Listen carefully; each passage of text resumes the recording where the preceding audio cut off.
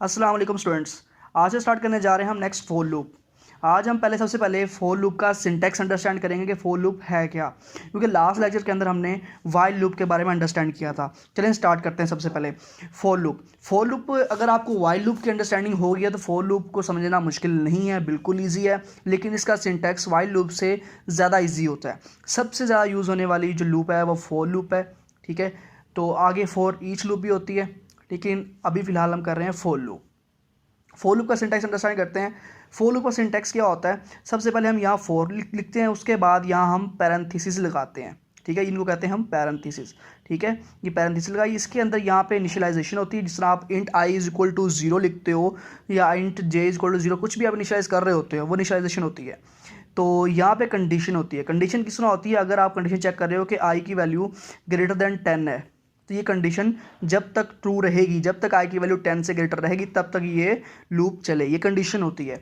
Next हमारे पास क्या होता है? इंक्रीमेंट ऑपरेटर होता है। इंक्रीमेंट ऑपरेटर क्या होता है? जो उसमें इंक्रीमेंट कर रहा होता है बाय 1, ठीक है। इसके अंदर इंक्रीमेंट ऑपरेटर हम इस टाइम लगा सकते हैं आई प्लस प्लस, ठीक है, और प्लस प्लस आई भी लगा सकते हैं। हम इसे आगे अंडरस्टैंड करेंगे इन दोनों में क्या डिफरेंस है। आपने पोस्ट फिक्स और प्री फिक्स पढ़ा ही होगा तो आपको अंडरस्टैंडिंग होगी, लेकिन हम आगे जाके इसको अंडरस्टैंड करते हैं। अब ये हम इसके बाद यहाँ पे हम लगाते हैं पैरेंथेसिस, लगाते हैं करली ब्रैकेट्स लगाई। इसके इन बिटवीन हम लगाते हैं स्टेटमेंट्स क्या मतलब? कोई भी आप आउटपुट शो करवाना चाह रहे हो, जो भी आप डिज़ायर्ड आउटपुट शो करवाना चाह रहे हो, ये इस करली ब्रैकेट्स के अंदर आप शो करवाओगे, लिखोगे, आप राइट करोगे। तो इस तरह हमारे पास ये लूप फोर लूप का स्ट्रक्चर है। नेक्स्ट हम देखते हैं एग्जाम्पल के थ्रू।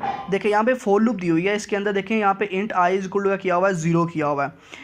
ये इनिशियलाइजेशन है सबसे पहले। तो उसके बाद इंट आई स्मॉलर देन 5 है। जब तक ये कंडीशन फॉल्स नहीं हो जाती तब तक ये लूप चलेगी।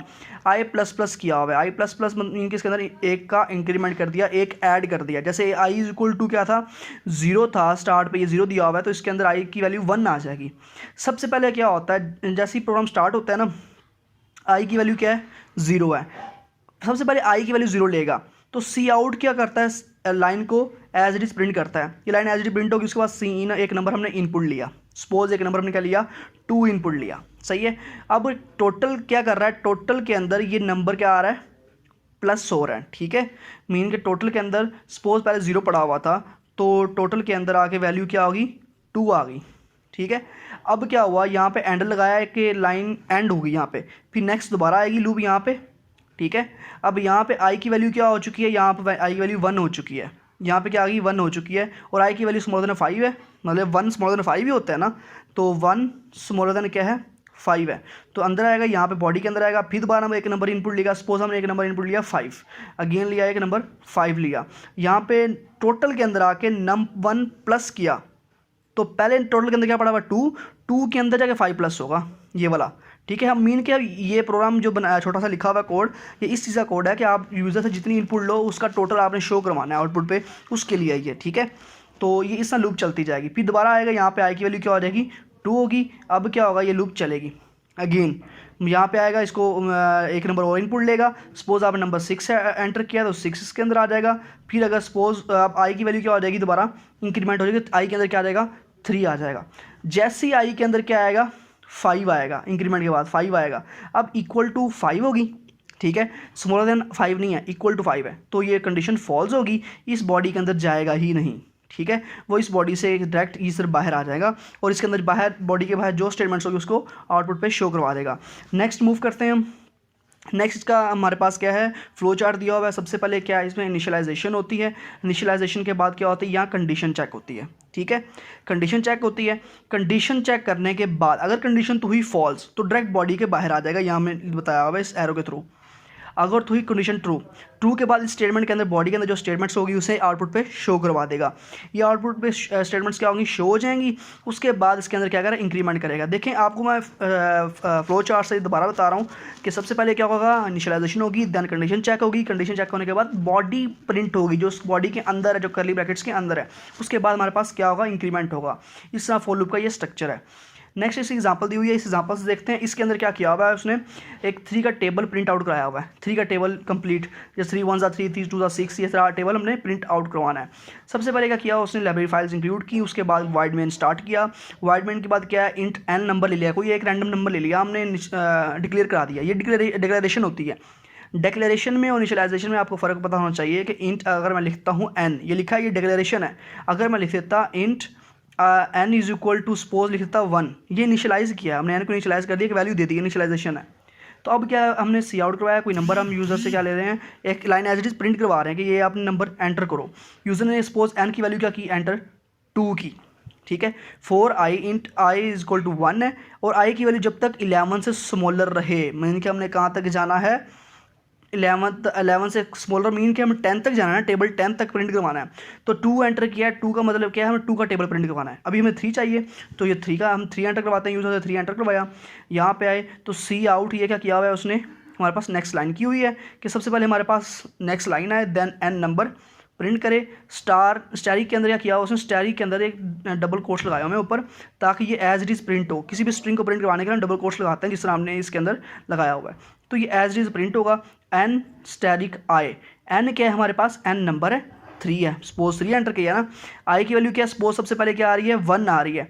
अगर आप यहाँ 0 प्रिंट करवाते हैं ना, टेबल के अंदर 0 नहीं आता, तो वो 0 क्या होता, n से मल्टीप्लाई होता। ये 0 यहाँ अगर होता i की जगह, और n की वैल्यू क्या है 3 है, तो ये 0 यहाँ सबसे पहले प्रिंट होता है इस लाइन पे आगे। तो हमें 0 नहीं चाहिए, टेबल के अंदर 0 नहीं इंक्लूड होता। तो यहाँ पे क्या है, n स्टैरिक i है, n की वैल्यू क्या है हमारे पास 3 है, तो n मल्टीप्लाई 1, तो mean 3 multiply 1 is equal to क्या आ रहा है, 3 आ रहा है, तो इज इक्वल टू 3 आ जाएगा। तो ये हमारे पास एज इट इज़ प्रिंट होगा, इसका कोई अमल दखल नहीं है। यहाँ से लेकर 3 स्टैरिक, यहाँ से लेकर मीन के यहाँ से लेकर यहाँ तक ये एज इट इज़ ही प्रिंट होगा। और 6 हमारे पास मेन आउटपुट है, जो कि हमें कौन दे रहा है, ये वाला एक्सप्रेशन हमें आउटपुट दे रहा है। ये equal as it is print हुआ, और ये asterisk as it is print हुआ, और ये एज इट इज़ ये आया है। ये हमारे पास कहाँ से आया है, ये स्टैरिक और इक्वल के इन बिटवीन क्या हमारे पास है, ये 1 2 3 4 5, ये क्या हमारे पास, ये लूप की वैल्यूज़ हैं जो उसके अंदर आ रही हैं। तो इस तरह हमारे पास इनिशियलाइज होता जाएगा, और सॉरी इंक्रीमेंट होते होते हमारे पास जब तक आई की वैल्यू 11 ही हो जाती, जैसे आई की वैल्यू 11 होगी तो वो इक्वल हो जाएगी 11 की, कंडीशन फॉल्स हो जाएगी, तो यहाँ पर लूप टर्मिनेट हो जाएगी। ये हमारे पास इसका प्रोग्राम है। होप सो आपको समझ आ गई होगी। नेक्स्ट चलते हैं, यहाँ पे हम हमारे पास क्या कर रहे हैं, multiple initialization and update expressions. अब फॉर लूप के अंदर क्या होता है, हम मल्टीपल इनिशियलाइजेशन भी कर सकते हैं, लेकिन इसकी ज़्यादा ज़रूरत नहीं पड़ती अभी इनिशियल लेवल पे, ठीक है। बिगिनर्स के लिए अभी इतना ये इंपॉर्टेंट नहीं है, क्योंकि बता देता हूँ मैं। इसका मतलब ये है कि अगर i इज इक्वल टू 1 किया आपने, सम इज इक्वल टू 0 कर रहे हो, 2 वैल्यूज आप इनिशियलाइज करवा रहे हो, तो इन दोनों के दरमियान में क्या आ रहा है, कोमा आ रहा है, कोमा से ब्रेकेट देंगे, फिर सेमी कोलन लगाया। सेमी कोलन के बाद आप i smaller than is equal to n रख लो, यहाँ कंडीशन आ गई है, कंडीशन एक ही है। उसके बाद सेमी कोलन लगाया, उसके बाद आप इंक्रीमेंट कर रहे हो, सम प्लस 1, सम के अंदर 1 ऐड कर रहे हो, मीन आई प्लस ऐड कर रहे हो, आई के लिए 1 है, तो इसके अंदर ये भी इंक्रीमेंट हो रहा है, ये भी इंक्रीमेंट हो रहा है, दोनों को आपने कॉमा सेपरेटेड के साथ लिखा हुआ है। फिर आप उसकी बॉडी स्टार्ट करोगे। नेक्स्ट मूव करते हैं। नेक्स्ट हमारे पास प्रीफिक्स और प्रीफिक्स और पोस्टफिक्स चीज़ें हैं। प्रीफिक्स क्या होता है कि अगर आप आई, ये मैंने आई लिखा है ना, इससे पहले मैंने आई प्लस प्लस लगा दी ना, प्लस प्लस पहले लगा लिया, आई बाद में लगाया, इसका मतलब है हमने पहले एडिशन की है, ठीक है। प्रीफिक्स है पहले लिखा हुआ है, पोस्ट फिक्स होता है हमारे पास यहाँ पे आई के बाद लिखी हूँ। प्रीफिक्स और पोस्ट फिक्स का मेरे पास लेक्चर मैंने मीन के रिकॉर्ड किया हूँ मैं, आप प्लेलिस्ट में जाएँ C++ के, तो वहाँ पे आपको मिल जाएंगे। अब यहाँ पे देखें, फॉर ये लिखा हुआ हमारे पास लूप लिखी हुई है, इसके अंदर हमारे पास प्रीफिक्स है, इसके अंदर क्या है, पोस्ट फिक्स है। कह रहा है प्रेफर दिस ओवर दिस, हम इसको प्रेफर करेंगे हमेशा, क्योंकि ये फास्ट होती है, ये थोड़ी स्लो होती है, लेकिन दोनों से काम सही चलेगा, बराबर होता है, सेम आउटपुट आपको आउटपुट मिलेगी। नेक्स्ट मूव करते हैं। नेक्स्ट हमारे पास इनफाइनाइट लूप। इनफाइनाइट लूप क्या होता है, ऐसी लूप जो चलती जाए, जो रुके ना, ठीक है, जिसकी कोई आउटपुट आपको शो ना हो, मतलब कि सिर्फ बस चलती जाए, रुके ना, तो वो इनफाइनाइट लूप होती है। आपने अगर j इक्वल टू 5 लिख दिया और सेमीकोलन के बाद आपने कंडीशन नहीं लगाई, कंडीशन के बगैर आप चल रहे हैं, तो क्या होगा, इनफाइनाइट लूप चल जाएगी। उसके बाद हमारे पास ये भी इनफाइनाइट लूप का ही सिंटैक्स है। नेक्स्ट मूव करते हैं आगे है एम्प्टी लूप क्या होती है। एम्प्टी लूप क्या होती है, जिसकी बॉडी में कुछ वैल्यू ना दी हो। सपोज आपने क्या किया है, ये फॉर लूप लिखा है, ठीक है, लिखने के बाद इसकी कर्ली ब्रैकेट्स नहीं लगाई, ओनली की, ये एम्प्टी है, ठीक है। उसके बाद अगर आप इस तरह लिखते हैं, फॉर लिखने के बाद ये सेमी कोलन लगा दिया, इसके एंड पे क्या लगा दिया, सेमी कोलन लगा दिया, तो इसके बाद ये इसको कंसीडर नहीं करेगा, ये फॉर लूप की बॉडी नहीं है, ये for loop empty for loop है, इसके एंड पे सेमी कोलन आ गया है, मीन कि यहाँ फॉर लूप एंड हो चुकी है, तो ये एम्प्टी फॉर लूप है, यहाँ पे इस कंडीशन को चेक नहीं करेगा। तो गाइज होप सो आपको समझ आ गई होगी इसकी। अगर आपने हमारे चैनल सब्सक्राइब नहीं किया प्लीज़ सब्सक्राइब कर लें। ओके, अल्लाह हाफ़िज़।